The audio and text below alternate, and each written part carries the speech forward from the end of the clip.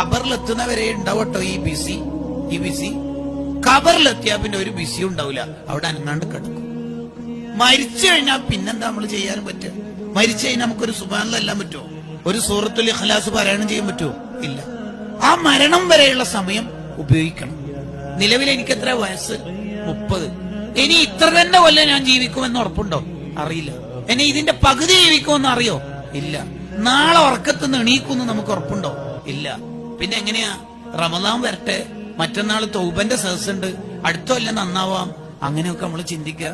ഏതായാലും degree final year അല്ലേ, ഈ ഇക്കൊല്ലം കൂടി അടിച്ചു പൊളിക്കാം, ഇന്നാണല്ലോ നെറ്റ് തീരുന്നത്, ഇന്ന് ഏതായാലും തിവർത്താടാം, ലാസ്റ്റ് കൊല്ലം അല്ലേ, ലൈഫ് ഫോർ എൻജോയ് അല്ലേ. ഇങ്ങനെയൊന്നും നമ്മൾ ചിന്തിക്കാൻ പറ്റൂല.